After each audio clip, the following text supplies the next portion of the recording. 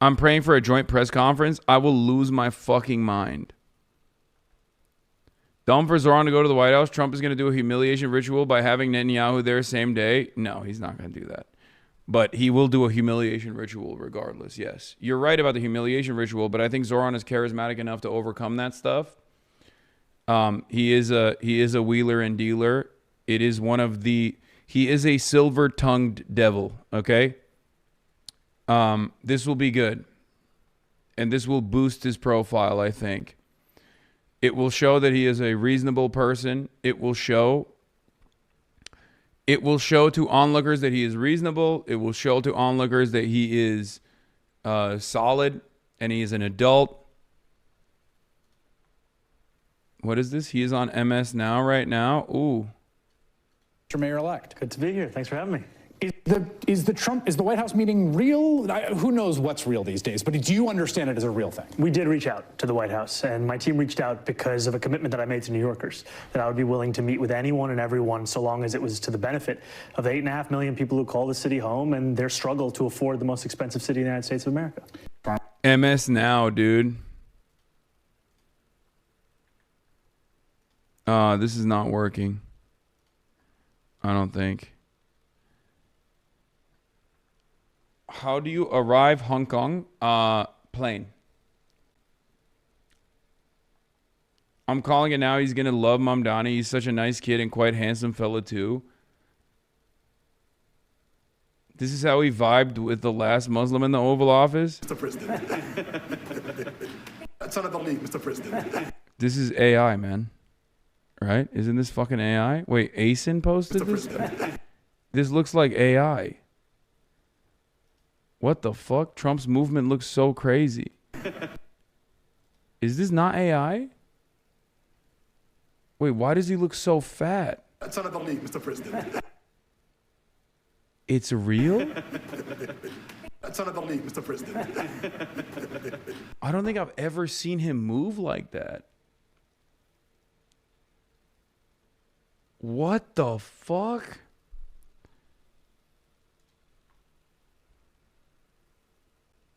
That's so strange. That was fucking strange, dude. That was a strange ass look. All right, here's Zohran on MS Now, MSNBC. They're like, wow, you're much more pleasant than I thought you were. Right. And I think this is part of a campaign where there was an attempt to make New Yorkers stay up at night worrying about me, when I knew that New Yorkers were staying up at night worrying about their ability to afford to live in this city.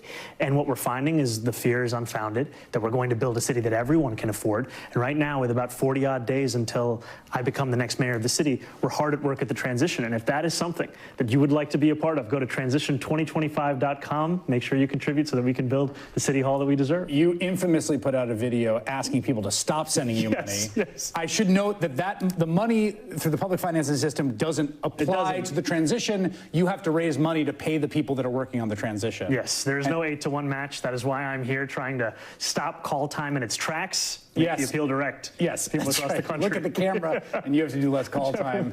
Your staffers are going to be very happy that you got that into the camera. New York City Mayor-elect Zohran Mamdani. Thank you. We'll be right back. Thank you, my friend. My depression. I felt I was missing out on the moments around me. So my doctor prescribed Rexall.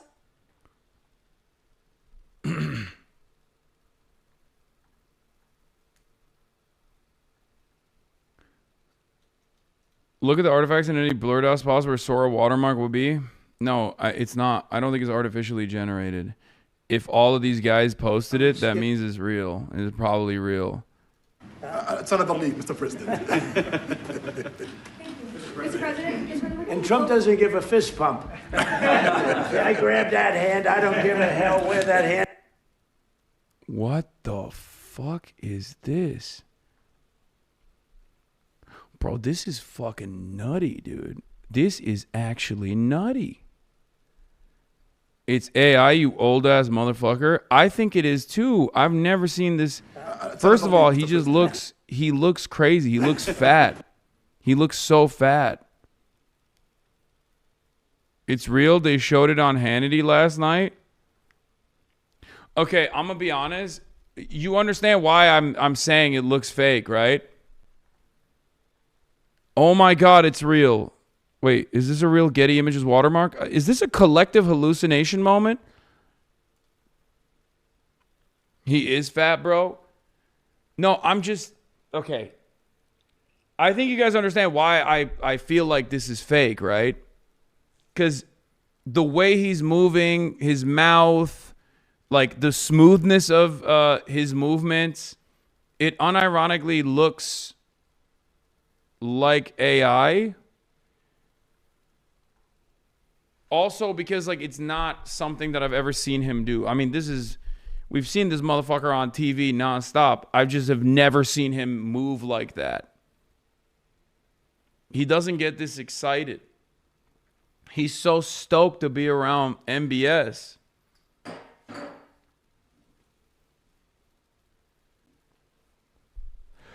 AOC has huge power here. If she can get the other scholar members on board, they could outright block Jeffries from getting leader position. Okay. We're moving on from this. AI couldn't get the finer details of the library consistent. True. Son of league, Mr. President.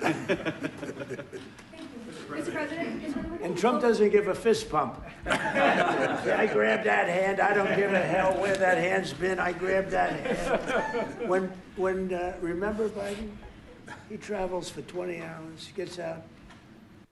Bro, the last time he took his tongue out like that was for Bill, you know?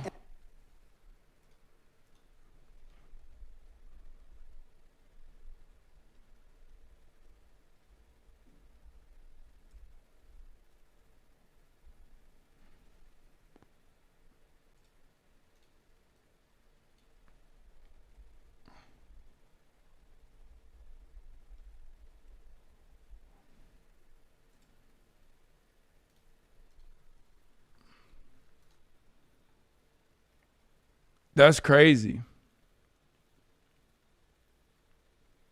Clean Bill up real nice.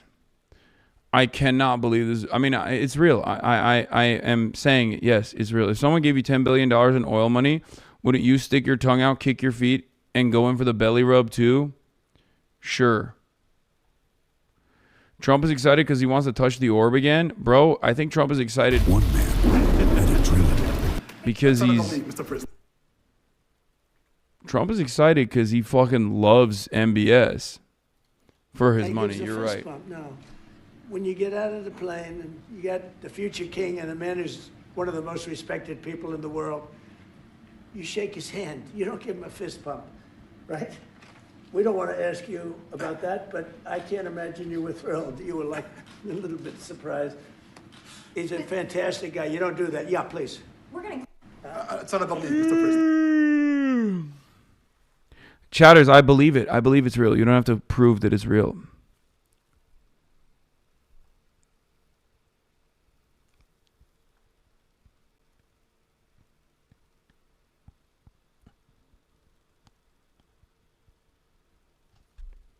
I don't think you realize how cool he thinks it is that MBS killed that reporter. That's why he's stoked. Yeah, he's like, I want to kill, you know. You think when the cameras are off in private, he's like, you know, listen, Muhammad. I wish I could chop up some of these journalists myself. I, for one, totally understand what you did for Jamal. Bad guy. Very bad. Didn't like me very much. Sometimes when I'm on Air Force One and the press pool is asking me questions, I think, why not me? I could also put them in the embassy just like you did. Chop them up with a bone saw.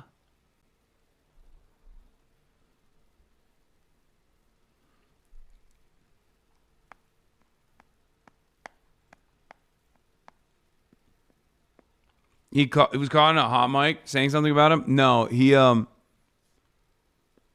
wasn't on a hot mic. He just directly was asked a question and responded with pretty much what I said. You know, bad guy, Jamal, bad guy, not a very good guy. Doesn't like me very much.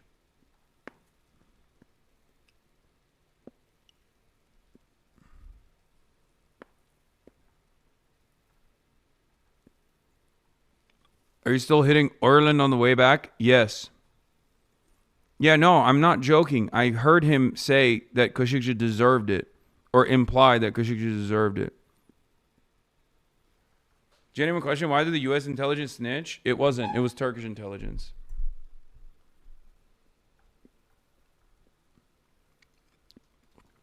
Adam Carlson says, between this and Jessica Tisch agreeing to stay on as NYPD commissioner, Mamdani's really asking what he calls his political home to stomach a lot this week. To be clear, I think both moves were strategically smart, but at some point you got to dance with the one that brung you. I'd have to imagine he throws DSA / his base a bone in the next few weeks. Yeah, it was in Istanbul. It was in the embassy in Istanbul, which, you know, obviously they fucking... They obviously had mic'd to the gills, right?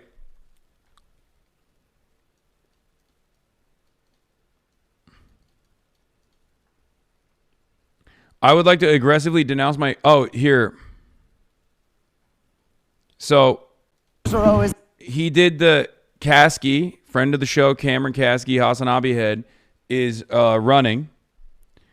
And he did the straight rip of Zohran here. On the move, reaching new heights, and rushing towards the future. Do you ever feel like you were being watched or monitored in China? I mean, there's a fuck ton of cameras everywhere. So on that front, and they're very visible. They're not even like in America and in other places, like the CCTV is like somewhat hidden, not in China. But no, I don't feel like watched or monitored in any capacity. Also, I have a camera on. Chatter. I've been literally filming myself on American platforms, on Chinese platforms, virtually every single moment of the day. Who the fuck is going to monitor me?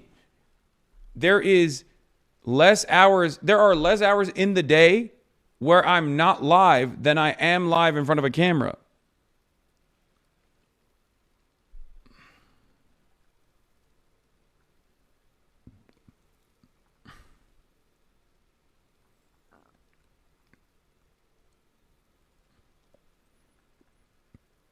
They literally have 40 cameras on a pole, but to be honest, the transparency feels better than being secretly filmed.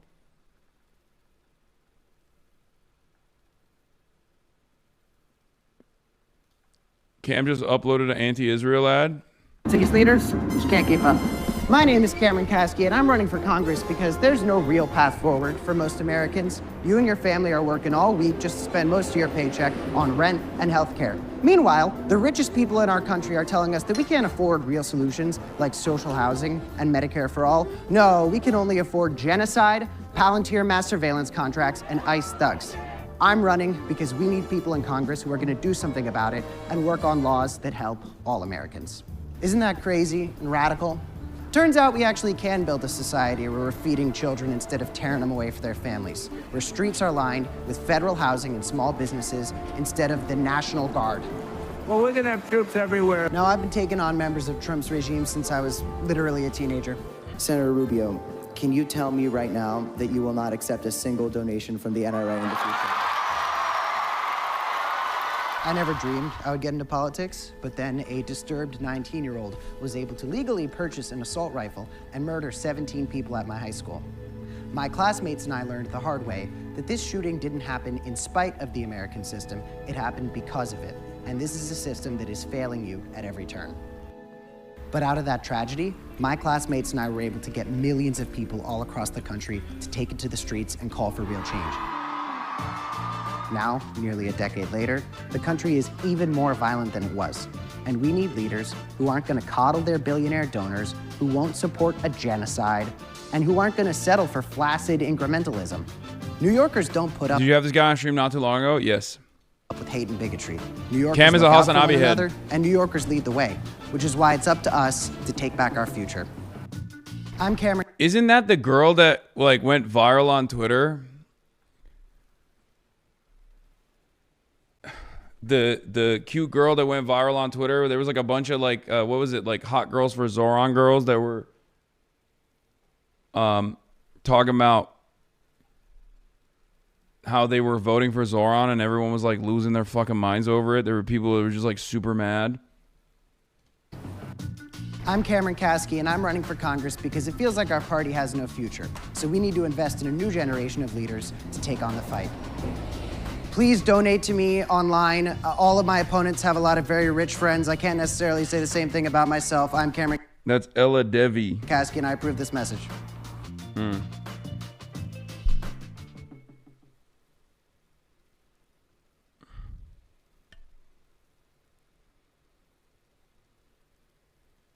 This guy's such a fucking fraud grifter. What the hell? Why?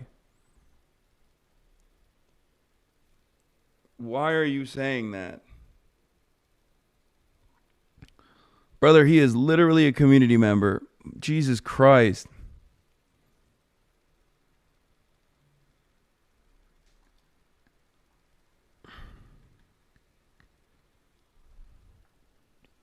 Anyway, Mike doesn't like him? Okay. Oh, well.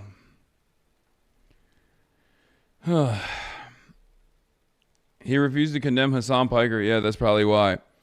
Yeah, this guy, Pete Panuccio, retired 39-year-old veteran of the NYPD, says, when is the next interview with Hassan Piker? Your constituents would like to know. And it's like, bro, you're a 39-year-old retired cop. Why the fuck do you know who I am? And Cam Cassidy said, I would like to aggressively denounce my good friend Hassan the Hun, someone who's been very supportive to me on a personal level for years and who I harshly stand against with fear and contempt.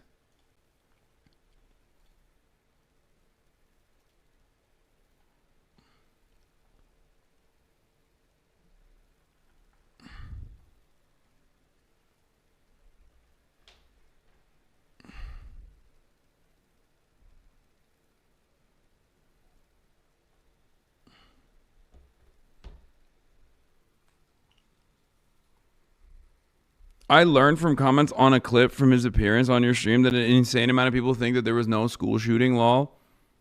That's crazy.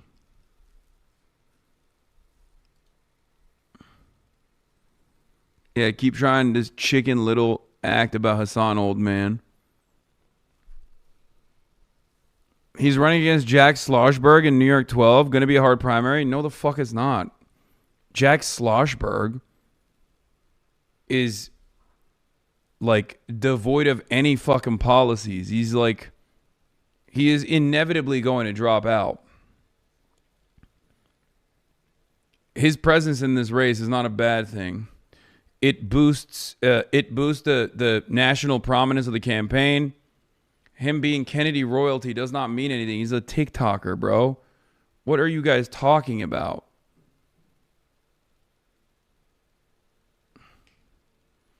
The real problem is a crowded primary. If anything, it'll help siphon votes away from others that could be more impactful against Cameron's run.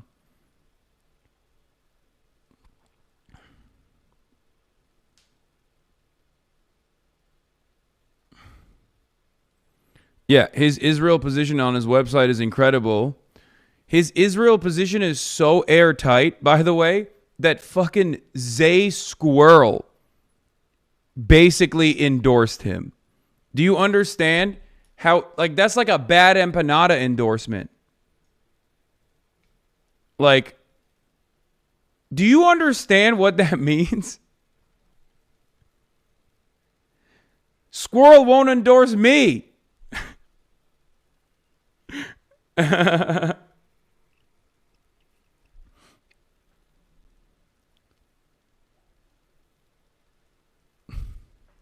There's like 3 total endorsements you've ever gotten. Look at this, why this person thinks Cam is a grifter. Let's see.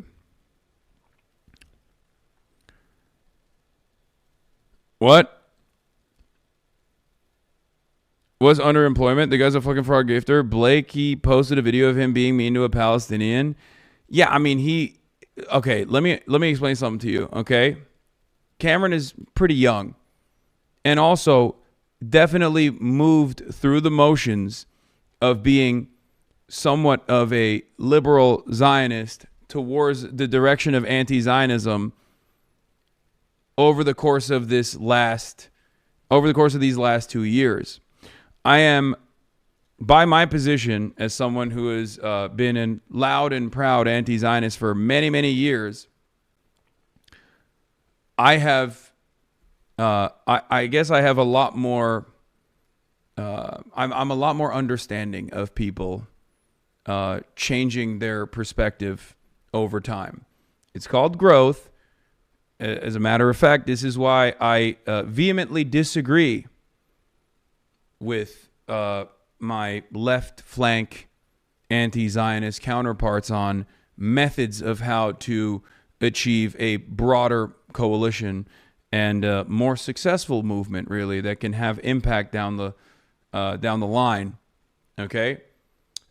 Examples I have given, examples I have shown is obviously Quentin Quarantino, who I interviewed on the stream, who also comes from a Jewish neighborhood. He is Jewish himself and went from being pro-Israel after October 7 to moving in the direction of liberal Zionism to anti-Zionism, and became such an avowed anti-Zionist that he literally was on the Sumud flotilla, right? He got detained and kidnapped by the state of Israel.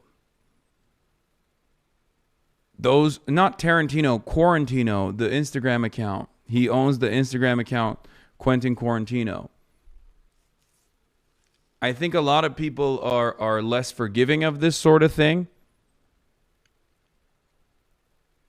Not Quentin Tarantino. Quentin Tarantino is a massive Zionist and literally lives in Israel. Hold on. Where's the other one? Where's this video on Israel? He did a video, 58-second video on Israel alone as well.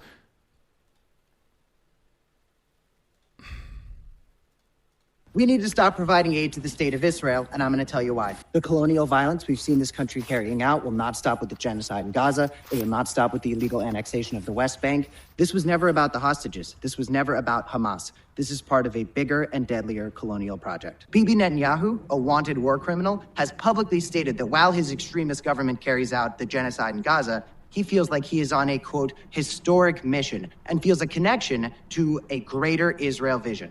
So what is Greater Israel?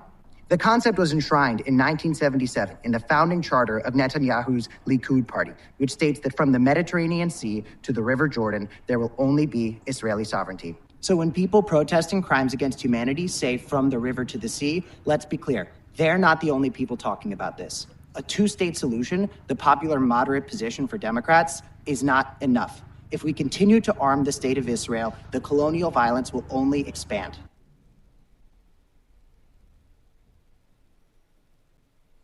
Yeah. Come on. Come on.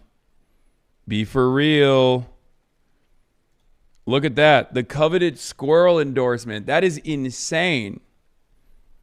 Okay?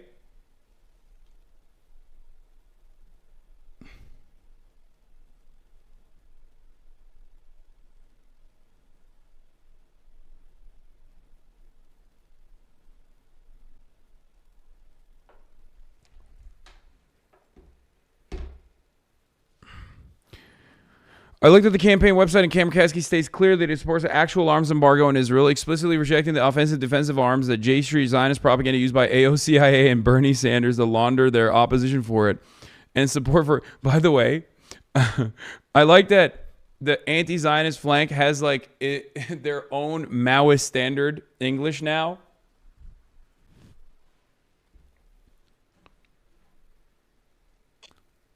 To launder their opposition to it and support for continuing to send 99% of weapons and essential military infrastructure to a regime they pretend to believe is committing genocide. And unlike AOCIA/Sanders, Kasky also states he will support sanctions against Israel. As I've been saying for a long time, this is the minimally necessary position for anyone who is actually anti-genocide to have, and it is the only way to stop and punish it. If you don't support an actual arms embargo and sanctions on Israel, you are lying when you pretend to believe it's committing a genocide. Every political candidate who claims to be anti-genocide must be judged by if they meet this minimal standard, and I'm glad that Kasky has clearly stated alongside Rashida Tlaib, Ilhan Omar, Summer Lee, Al Green, Thomas Massey, and Marjorie Taylor Greene.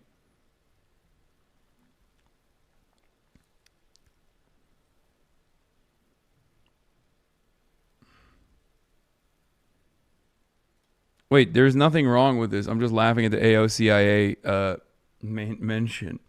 This is correct. This is the appropriate position to take, and Democrats should be taking this loudly and proudly, even from a partisan perspective. It's utterly ridiculous that they do not. You were in their last thread. Here, Sarah Hurwitz refers to Soviet anti-Zionism as being responsible for opposition to her precious Israeli death cult today. This is probably confusing to those unfamiliar with Zionist ideology, but it's a core tenet of it. All Zionists from Barry Weiss to Ben Shapiro to Chuck Schumer and Rahm Emanuel and Josh Shapiro believe that Palestinians aren't real, but an invention of the KGB and the Soviet Union to oppose Israel as it was allied in the U.S. in the Cold War. So Palestinians as a nationality and people are a Soviet anti-Zionist invention, and all the Zionist Israeli mass rape and murder from them eliciting opposition is just a continuation of Soviet communist evil plot against the Zionist Jew Ubermenschen. Literally all of them believe this. Barry Weiss was taught this as a toddler by a deranged Zionist father and mother. This is why you look at Zionist discourse is filled with the most insane fanatical anti-Soviet hysteria.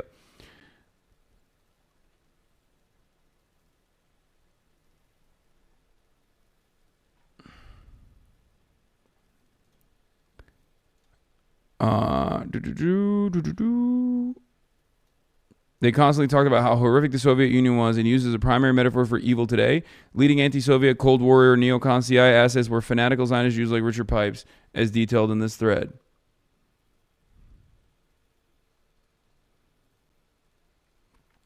While the USSR was initially pro-Israel and played a role in its development, they very quickly became anti-Israel, as Israel was a base of operations in the Cold War for the United States of America. To successfully, as they did, destabilize any matter of pan-Arabic nationalism that was oftentimes socialist in nature and also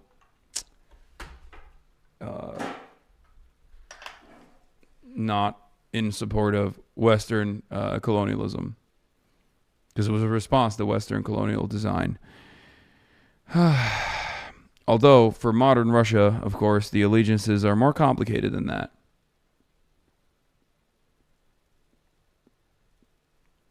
Did you see the populist billionaire running for in California? Yes. I wish you'd stop shouting out people who lie about you and what you say. Oh, you mean squirrel? I don't care. Like I said, as long as they're... everyone's doing their own things, okay? Yes, I know Tom Steyer. Tom Steyer is back. A favorite from the last primary season in the general election. Not this last one, but the one before in 2020.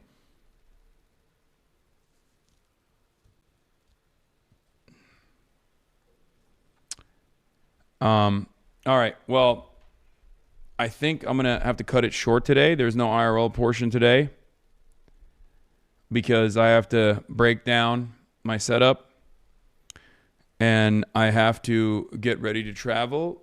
Later in the night, I might rip a Bilibili stream alongside my friends. I don't know who will be streaming in Hong Kong, if there is a night stream at all. But we are traveling to Hong Kong today. And then tomorrow at the same time, I'll be live from Hong Kong. And I will be... I'll be live from Hong Kong, and I will be going to Shenzhen tomorrow. The travel between Hong Kong and Shenzhen is like 15 minutes by train. So, very excited about that. No IRL stream on the way to the airport? No, there is no IRL stream on the way to the airport. That would be crazy. So yeah, no quandos.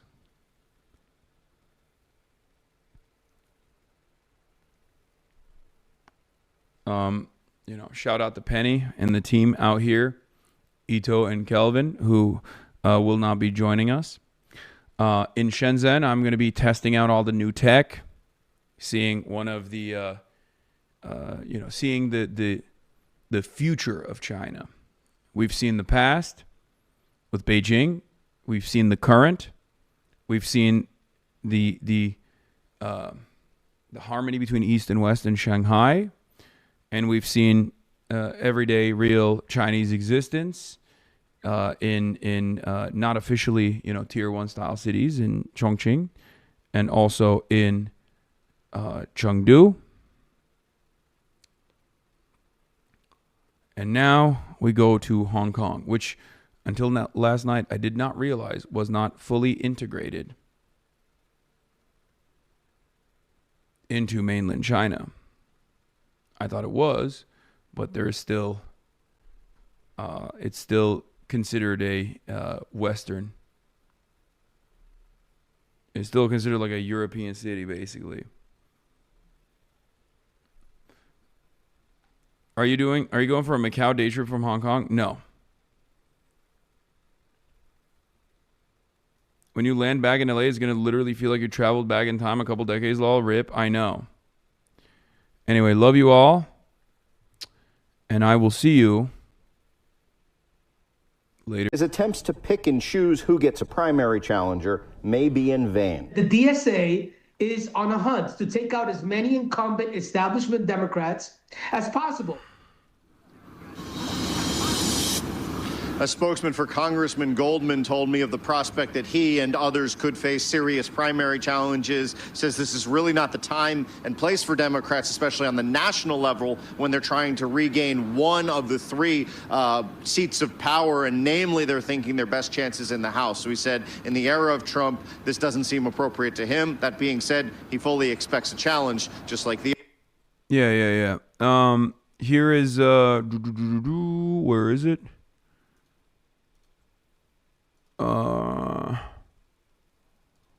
Here's a Pix 11 exclusive that Zohran gave, where he basically specifically demanded that she not do this. As you've seen, your election has created a lot of buzz. Now that the midterms are underway, that seems to be the focus, but your name...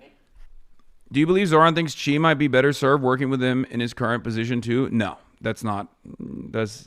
There are a million incredibly talented people begging to fucking work in the Zohran admin. That's not a thing. Not to say that she wouldn't be great in whichever position he would get. No, the main consideration is what I told you. I'm telling you exactly what it is. I'm literally spelling it out for you. I know for a fact, okay? It is the incredible difficulties of being the New York mayor and the allegiances that you need to fucking set so that you can even be the mayor, okay? So that you can even do the... Please stop joke, Xi and Zohran. What are you talking about? We're talking about Xi Ose, man, not Xi Jinping. We're talking about New York politics. Okay? Calm down.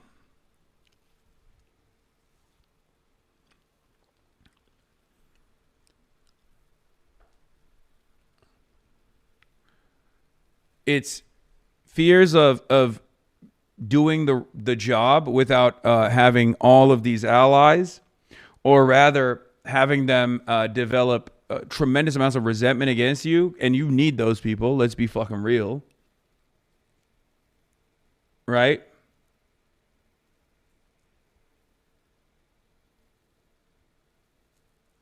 But it's also like Zohran, I think, understands that he represents something greater than himself.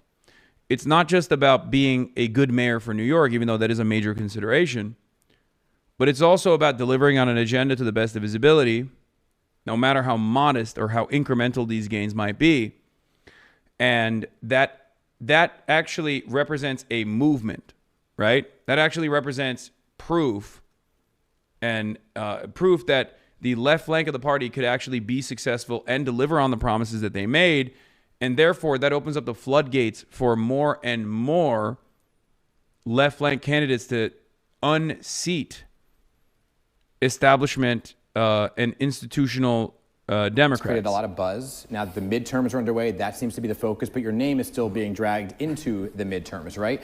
Let me talk about Hakeem Jeffries for a moment, who now may face a challenge from Chi Osei, who is a member of the DSA. You said that there are local issues that Mr. Osei should be focused on, maybe should remain a councilman. Are you saying he should not run against Hakeem Jeffries? No, I'm saying that I think the focus should be right here on New York City. I respect the work that Councilmember Osei has done in the council. But what does that mean? Should he not run? I think that right now is not the time to be engaging in that kind of a primary. I think the focus should be on delivering on this affordability agenda. And what do you make of your name kind of being pulled into this? You know, for example, Dan Goldman versus Brad Lander, and whether or not that's going to be a thing with Alexa Aviles, who is a member of the DSA. Folks saying, well, Mr. Mamdani is going to support Mr. Lander. Does he have your support? You know, I haven't made any formal endorsements in any of these races. And I think, I had the other day someone reach out to me and say, I didn't know you were considering that person for a commissioner. And I was like, I didn't know I was either. There's a lot of things that I'll read in the newspaper, which will be news to me as well. Yeah. And I think... Fucking hell, dude. Holy shit. Again, he has a lot of considerations at play here. I don't know how you dance around this subject, because that would be a story in and of itself.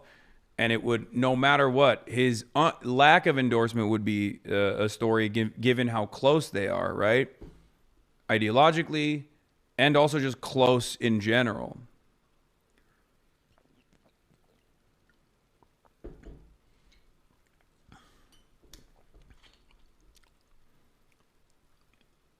This is the annoying and shitty aspect of politics. I think there's the fact that Chiose did so much to help create Zohran's platform with his team. Now that Zohran's going to be in power, maybe this isn't the time to leave the place where much of that platform will have to be enacted for a quixotic primary campaign against a politician who's unpopular in America but popular in his district. Yeah, this is not the same kind of primary. It's not.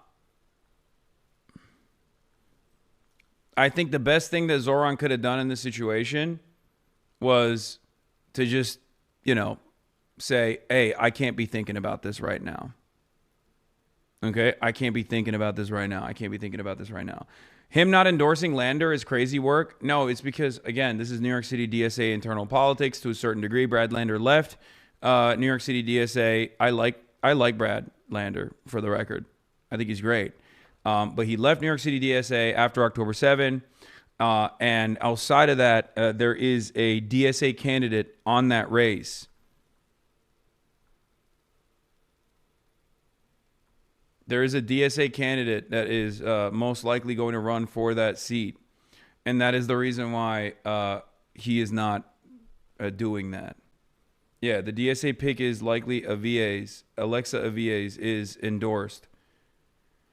Jeffries is also just a House rep, 2 years, and you can take down Big Dog again once Zohran gets love for administrative success.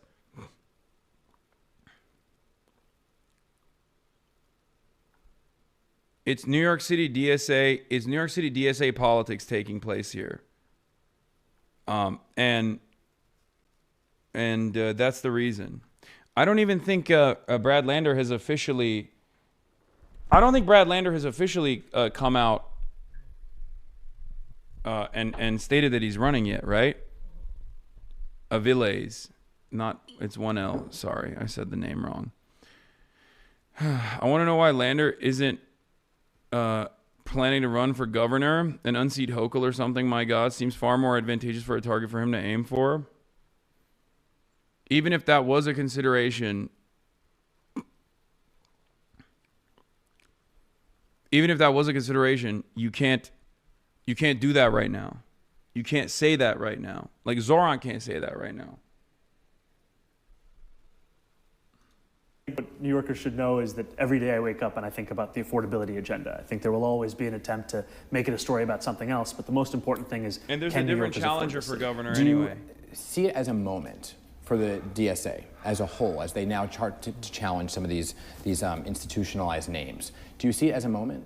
I think the moment in this time right now for members of New York City DSA and New Yorkers across the 5 boroughs is the opportunity to fulfill the agenda that brought so many into politics, which is how do we make life easier for working people? That's what has animated so many for so long. Now the difference is we have the opportunity to deliver on it. And a couple rapid fire, because I know we're nearing the end here.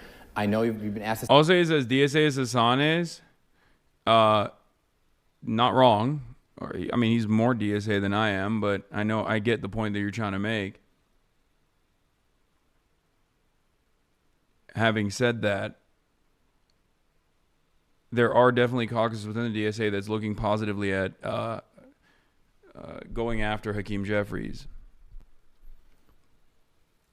A million times, are you moving into Gracie Mansion? And when will you make the determination? I have to make that decision with my wife, but as soon as we do, we will let you know. If you don't, are you staying in that one bedroom?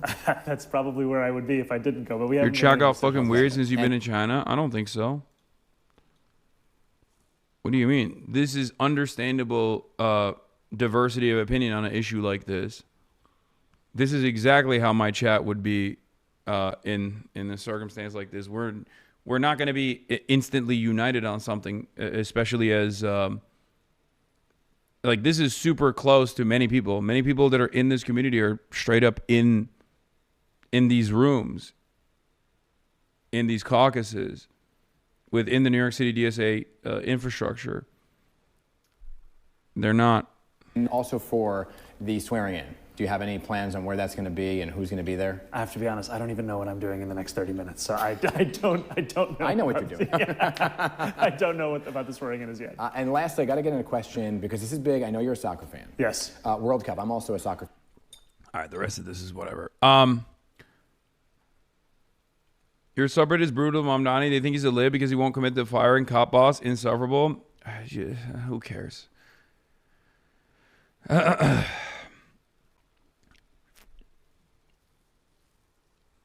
So I think the major thing here from my perspective is like, this is the whole point. This is the entire point. The Democratic Party is nationally weaker than it's ever been. Hakeem Jeffries is nationally an incredibly weak candidate for good reasons. He is a very powerful candidate for the congressional race, obviously. He's very popular in his district. Having said that, it's a gamble, for sure. Even with Zohran, AOC, Bernie Sanders' triple endorsement from the start, it would still be a very difficult race to win. Make no mistake. And it's virtually impossible without their help. Having said that, this is supposed to be the whole point, right? In the absence of a viable third-party alternative, this is supposed to be what we are doing. This is what Zohran did as well. Now, of course, the situation was very different because that race was, there was a dead-in-the-water incumbent, right? So that was a much different mayoral race if you are looking just at the race itself and not the larger trend lines and larger consequences of what a victory like that would spell. But yeah, Michael Lange is not wrong about his assessment where he said there's a 10 to 15% shot right now for victory for Chiose.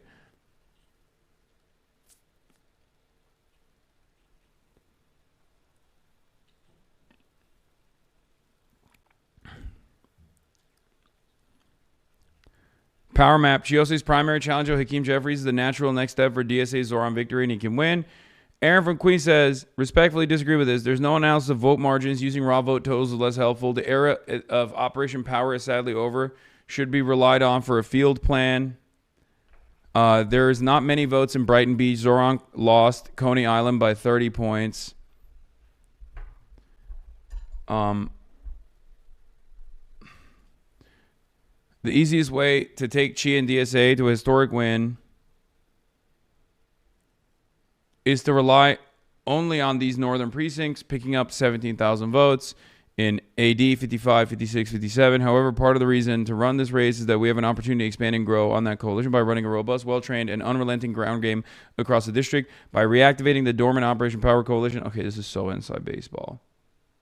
You are still that fat little rich boy deep down inside? What the fuck?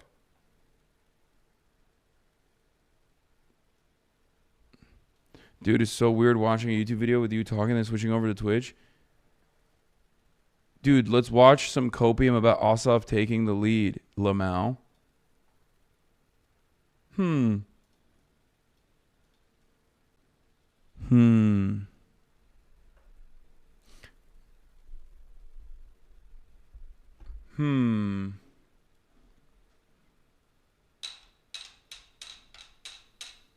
maybe this shows that your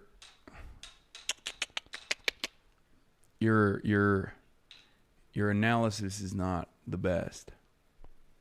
I'm just saying. Professionally wrong chatters coming in to be wrong over and over again in the chat.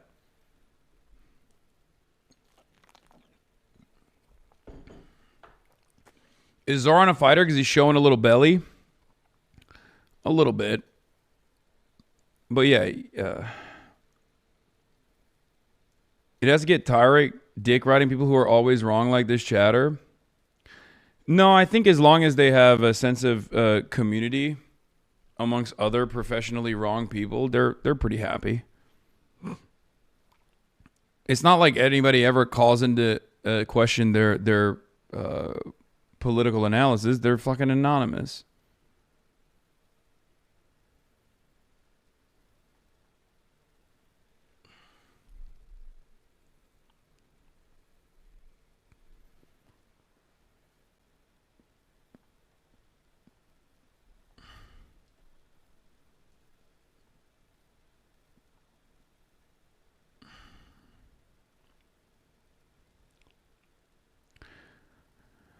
Also, the youngest person ever to be elected in New York City Council is earned plaudits for an impressive understanding of new media, beating back Central Brooklyn's atrophying Democratic machine. Also, he won his council seat 4 years ago with little institutional support, a guerrilla effort of door knocking, creating mailers, and millennial-focused social media.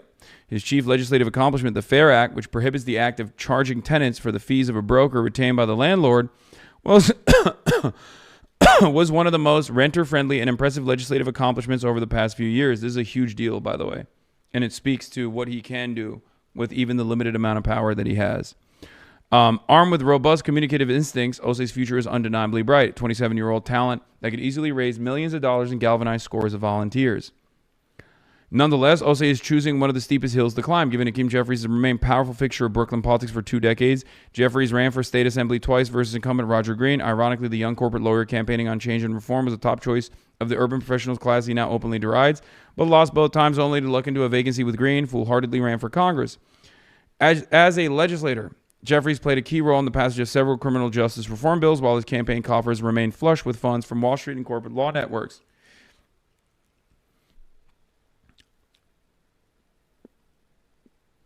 Mike from PA believes in Chi more than you do. No, I believe in him. I'm supporting him. I'm simply saying that it's a tough race, which it is.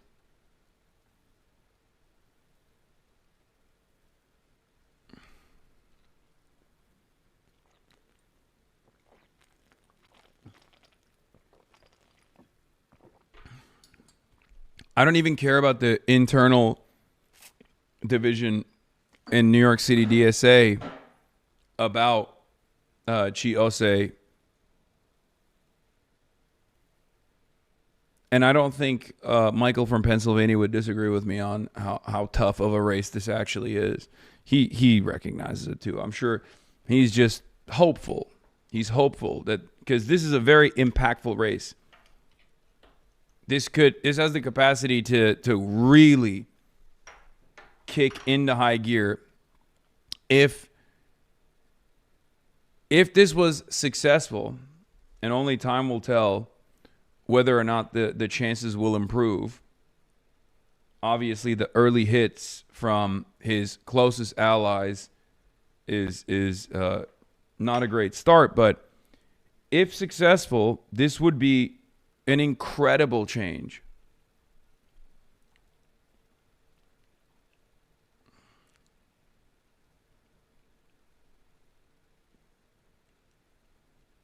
I would go so far as to say this could potentially be more consequential than even Zohran's mayoral run for the future of the left flank.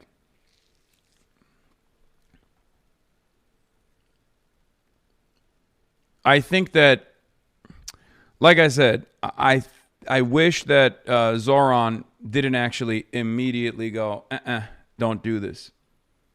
Like, even if that was his analysis, there is no reason. There is no fucking reason for him to say, don't run publicly. No reason whatsoever. Because the lack of endorsement speaks for itself. He has more power than he has more power and more prominence than he thinks he has. And these guys fucking despise him regardless of what they say behind closed doors. Hakeem Jeffries and the establishment Democrats, they see him as a threat regardless. But because he has more power and more prominence and more influence in the national side, like the National Democratic Party's base of support, one of the most popular Democrats almost instantly, especially paired up with the fact that Hakeem Jeffries basically didn't fucking endorse him until the very last moment. And even then, it was like the lightest, shittiest endorsement of all time. He has every opportunity in the situation to just not say anything and then let that no endorsement speak for itself and then see which way the wind blows and then lean into that direction if he was going to be tactical about it. You know?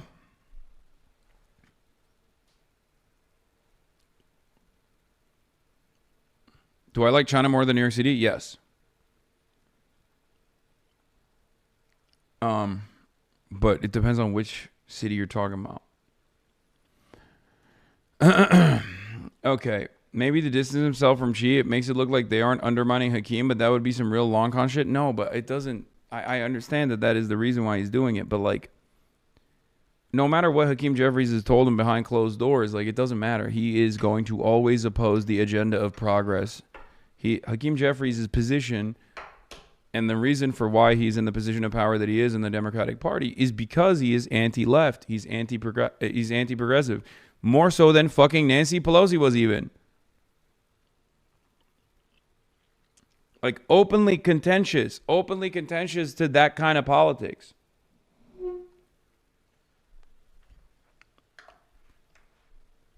He's Mr. Corporate Donation. He's Mr. APAC.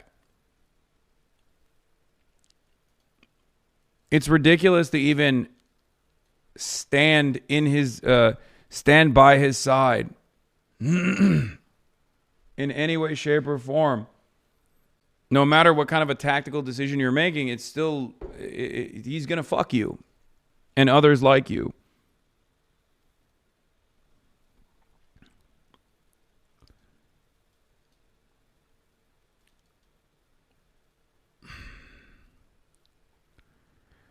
In local politics, Jeffries maintains a lower profile. He's repeatedly sparred with New York City DSA, whom a spokesperson and transplant himself is referred to as team gentrification. Yeah, that's how they call it all the time.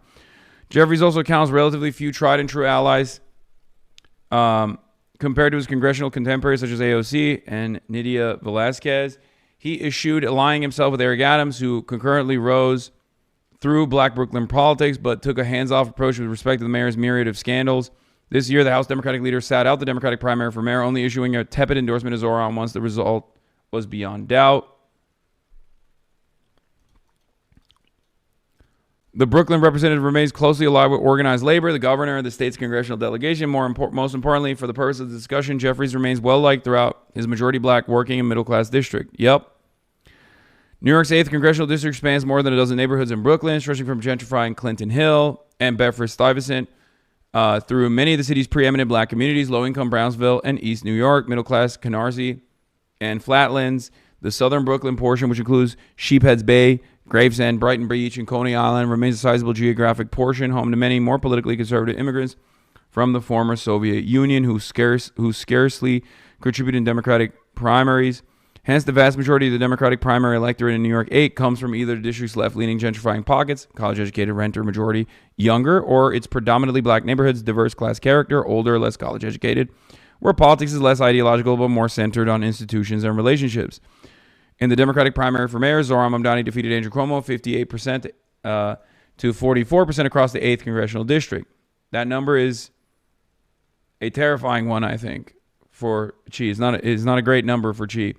Mamdani won by trashing Cuomo in both Clinton Hill and Bedford-Stuyvesant, 76% to 24%, blanketing the tree-lined brownstone blocks of central Brooklyn, with enthusiastic canvassers, while maxing young voter turnout with sharp messaging and attentional hegemony to voters under the age of 45. Mamdani was ubiquitous.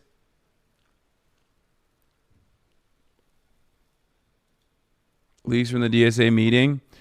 Oh, yeah, there is a new mayor like Zohran Mamdani will personally attend New York City DSA candidate forum to try to convince the socialist organization not to endorse City Council member Chiose's planned bid against House Minority Leader Hakeem Jeffries.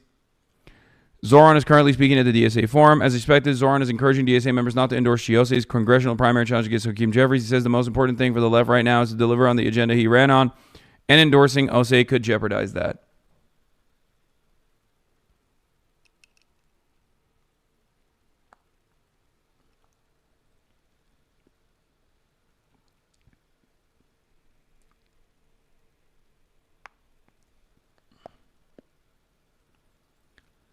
What makes Chi different from Hakeem is his energy. Older libs won't be as apprehensive as someone from the community. That's who Hakeem was back then.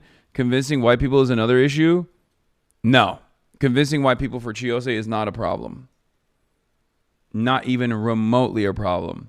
I know for a fact that it's not convincing white people. White people would love to vote. Like the college-educated gentrifiers, ironically enough, they were Zoran's base as well, and they will be Chi's base as well. It's going to be the older black voters that are the most reliable voting bloc, especially in the primaries, that he's still mad that Chi backed the other guy for mayor in primary. What are you talking about? Chiose was they did the dual endorsements and stuff, but he was literally Zoran's guy. You're wrong about that. It has nothing to do with that. I'm telling you how it is, straight up. I promise you. I promise you. I think if Chiose had the same exact policies but was a white dude, it would be over anyway. But I think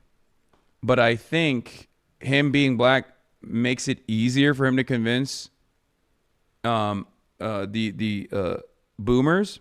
However, it will still be very difficult because Hakeem Jeffries is not only from the community, but also a black man with a lot of power in the Democratic Party. That plays a big role in representational politics, especially for the reliable black boomer voting bloc. That's huge. Either way, it's a win-win for Dems. People need to see rising stars alongside the leader earning his bones. Yeah. I think the scared narrative here, the fearful narrative here is that people think that he's going to, he will demand too much attention and separate all these other races that the DSA is going to be pushing on. And also on top of that, he would, if he lost convincingly in the primaries, then that makes the left momentum look bad. It basically cuts the wind from the sails of this like broader left flank takeover. That's it.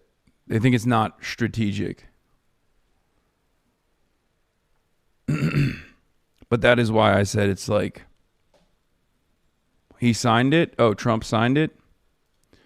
Yeah, AOC says also that Jeffrey's primary challenge is not a good idea. The Epstein bill has been signed, ladies and gentlemen. I wonder what we will see from said Epstein bill.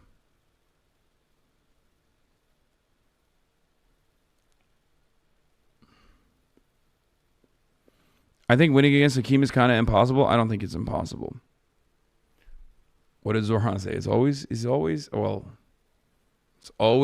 impossible until it's done.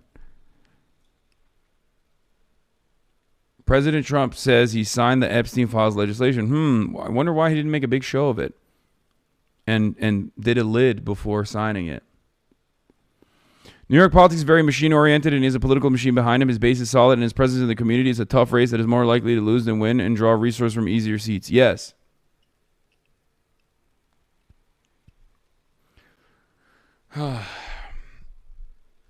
Madiba said that. Nelson Mandela said that. And Zohran Mamdani said that. Well, he didn't say that. He was just...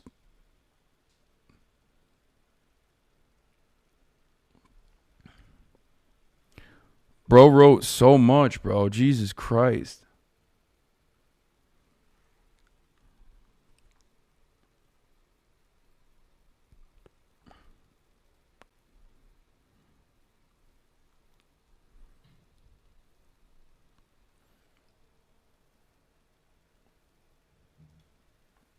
Wow. Donald Trump says he's meeting with Zohran Mamdani, whom he calls a communist mayor, this Friday in the Oval.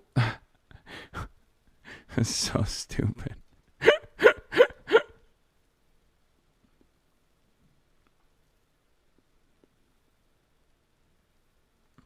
Thanks for educating me on the subject. Can I now repeat back to you your take but pretend it's mine? Yes. Well, don't repeat it back to me, but repeat it to your friends if you want. That's why I give it to you. Deflecting final boss.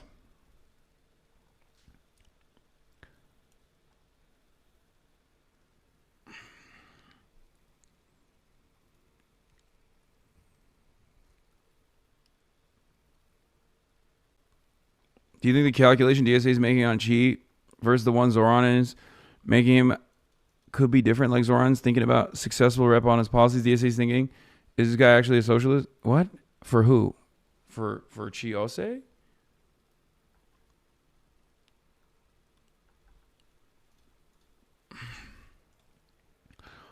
Ah, man, this is going to be a tough read. Jesus Christ. Wait, what did he say on Zohran? No, True Social is unavailable. Someone screenshot it and send it to me.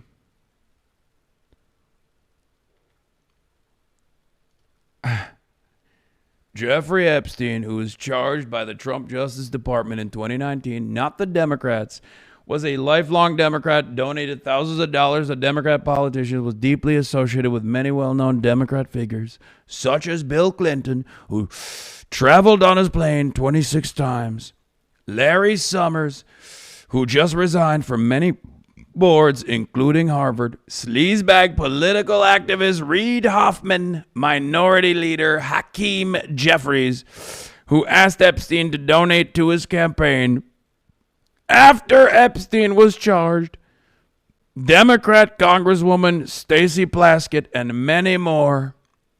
Perhaps the truth about these Democrats and their associations with Jeffrey Epstein will soon be revealed, because I have just signed the bill to release the Epstein files. Hold on. Where the fuck was it? Okay. As everyone knows, I asked the Speaker of the House, Mike Johnson, very good guy, love Mike Johnson, and Senate Majority Leader John Thune, don't love him as much, to pass this bill in the House and Senate, respectively. Because of this request, the votes were almost unanimous in favor of passage. At my direction, the Department of Justice has already turned over close to 50,000 pages of documents to Congress. Do not forget, the Biden administration did not turn over a single file or page related to the Democrat Epstein, nor did they ever even speak about him. Democrats have used the Epstein issue, which affects them far more than the Republican Party, in order to try and distract from our amazing victories, including the great, big, beautiful tax cut bill, strong borders, no men and women's sports, or transgender for everyone, ending DEI, stopping Biden's record-setting inflation, lowering prices, biggest tax and regulation cuts in history, ending 8 wars, rebuilding our military, knocking out Iran's nuclear capability, getting trillions of dollars invested in the USA, creating the hottest country anywhere in the world, and even delivering a huge defeat to the Democrats on the recent shutdown disaster. For years, our great nation has had to endure Russia, Ukraine, impeachment hoax 1, impeachment hoax 2, and many other Democrat-created witch hunts and scams, all of which have been so terrible and divisive for our country and have been done to confuse, deflect, and distract from the great job that Republicans in the Trump administration are doing. This latest hoax will backfire on the Democrats just as all of the rest have. Thank you for your attention to this matter. Make America great again.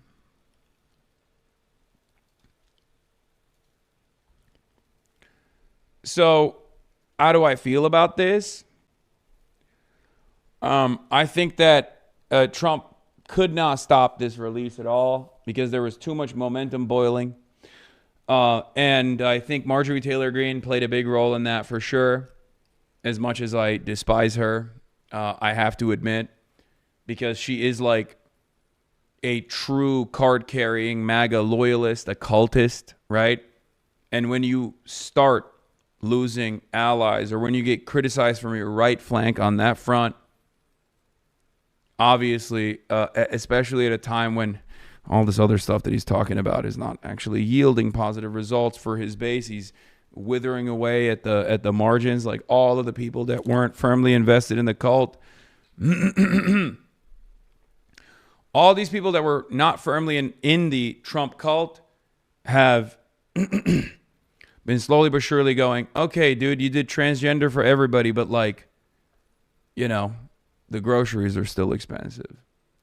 Electricity bills are skyrocketing. Affordability is not getting any better, right?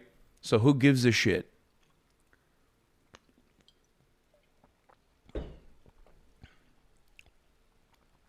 And that's part of the reason why he can't afford to lose the loyalists with a right flank threat.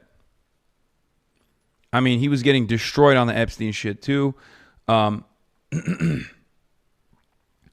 According to the new market poll, 57% of Republicans were disapproving of the way Trump has managed it. 73% of men disapprove. 74% of women disapprove. 74% of people overall disapprove.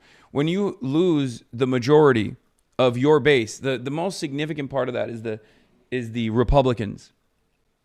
Republicans approve of everything that Trump does pretty much at 80%, no matter what. The very fact that he had a 57% disapproval on the Jeffrey Epstein stuff meant that he had to fucking do something about it. This is why I kept repeating over and over again that this issue is actually far more consequential than people give it credit for.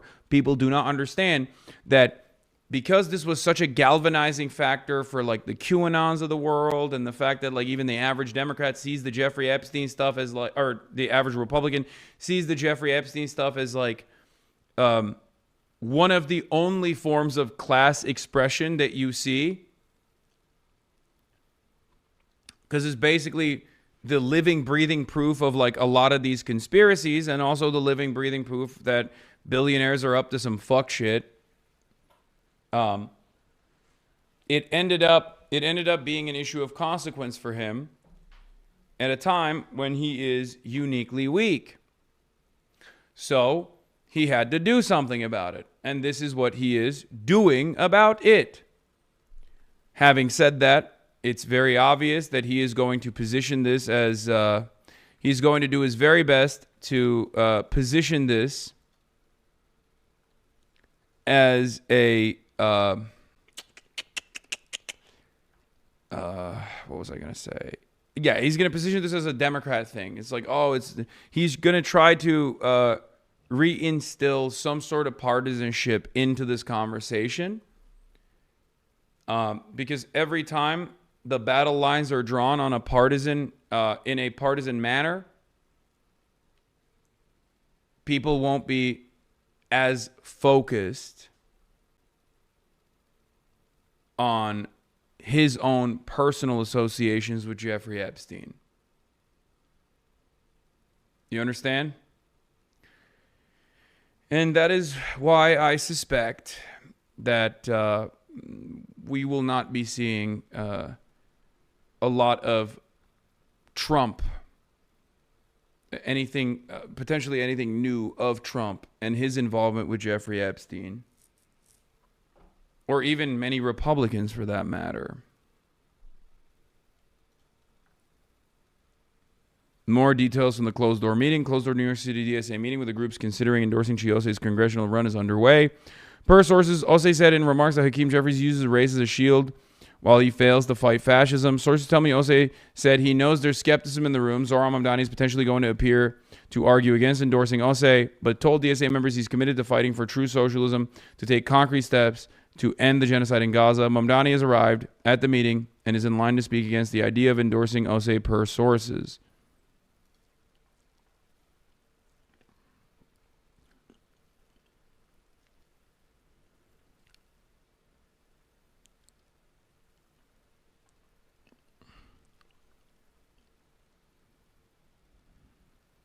So,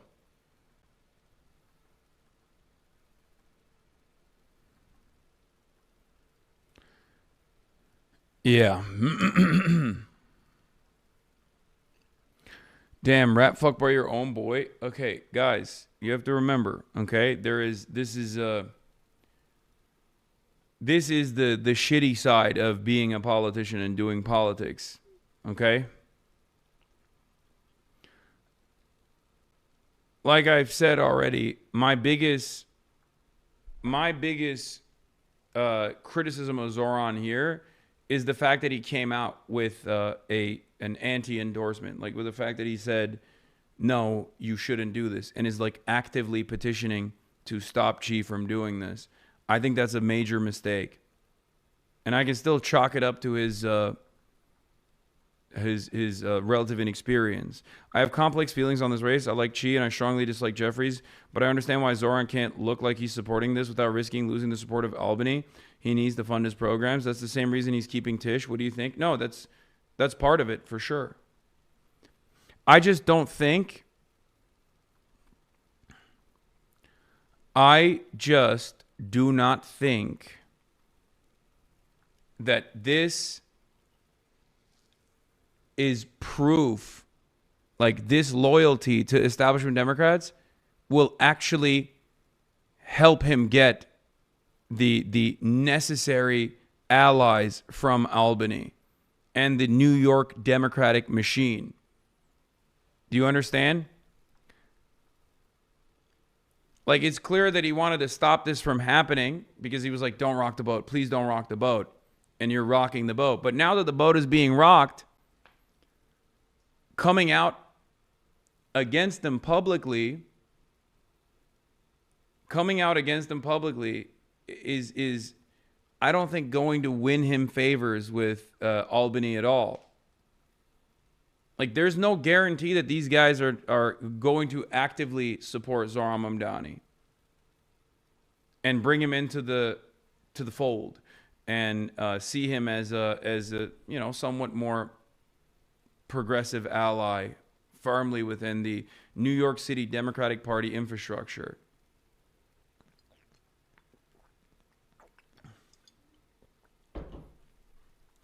Bernie didn't endorse AOC when she beat Crowley. Yeah, but that's an entirely different situation.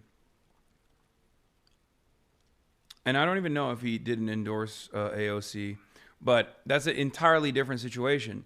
AOC was an unknown at a time when there was no like left flank momentum. Justice Democrats had just recently formed. Shouts out to Kyle Kalinske and Cenk Uygur. Okay. My two unks. But that was a surprise victory. Very different. Surprise victories can still happen, especially when the national party is too busy elsewhere.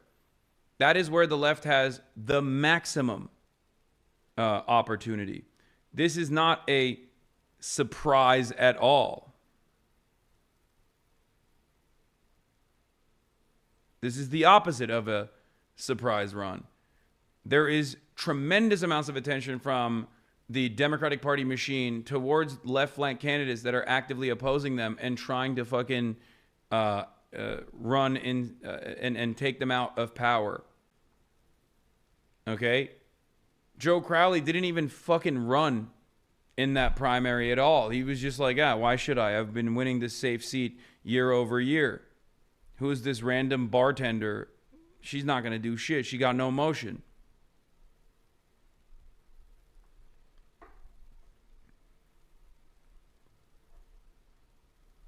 You feel me?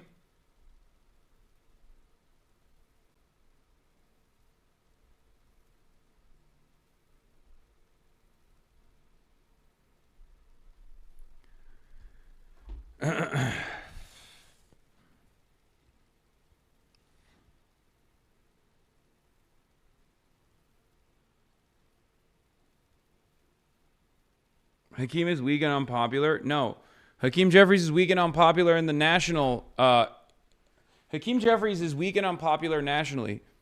But this is not a national race. This is a district race. And Hakeem Jeffries is very popular in his district. You guys are wrong. That's why it's a tough race. When you're nationally unpopular, that's still good for Chi, because a lot of progressive younger voters will dump money into your fucking coffers because they want to unseat Hakeem Jeffries. Having said that, however, Hakeem Jeffries is the minority leader. He's the speaker of he is the Democratic Party's most powerful figure right now. He has unlimited funds. He has the entire Democratic Party machine on top of his serious popularity. Yeah, he has a 69 to 72% approval in his own district. There is no comparison between Zohran Mamdani in the primary to Hakeem Jeffries versus Chiose. Partially because Zohran Mamdani won. And that creates a lot more attention. That creates a lot more attention on other primary races for the institutional Dems that don't want that to happen again. Okay? So post Zohran Mamdani victory, there's obviously benefits for left flank candidates to run, but there's also a downside. Do you understand? Anyway.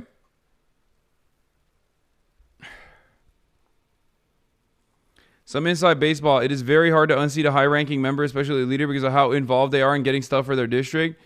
We don't think about it, but what they do for their district does matter. Yes, absolutely.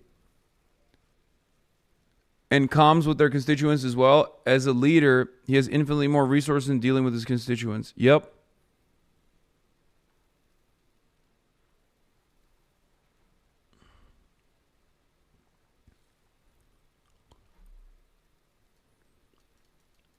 Zohran won 39% of the vote in Jeffries' district in the general, and Jeffries won 41% back in 2021. Like, Jeffries is still popular. Yeah.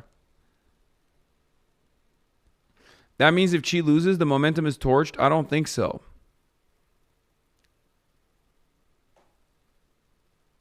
I don't think so.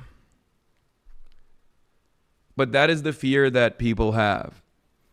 Because the media absolutely will be like, oh, Chiose lost. Obviously, the progressive movement is over. It's done. The voters have decided that they want institutional Democrats, blah, blah, blah. But it doesn't matter. It's only consequential if you make it consequential. If you can still overpower through that conversation and point to other victories, it's fine. You'd be saying AOC shouldn't go against Crowley during the primary with this argument? What the fuck? No. It's not the same situation regardless. It's not the same situation at all.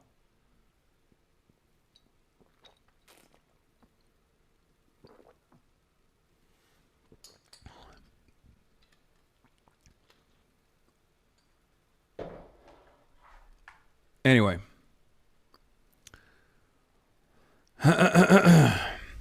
I'm in support of this because I'm in support of this on principle. Okay? Straight up.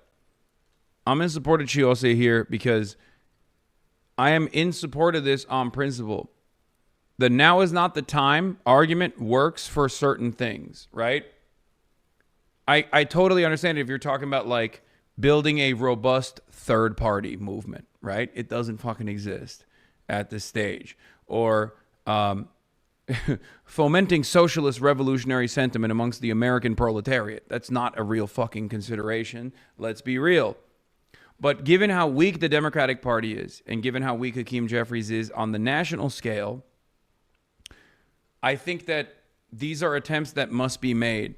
And I don't think people should be that fearful. People should be bold. People shouldn't worry about being bold in this moment. Is anyone saying for him not to run or just not to endorse? No, they're saying don't run. Anyway, here's what Donald Trump said about Zohran. Communist mayor of New York City, Zohran Kwame Mamdani, he's doing the Barack Hussein Obama. I love that. Has asked for a meeting. We have agreed that this meeting will take place at the Oval Office on Friday, November 21st. Further details to follow.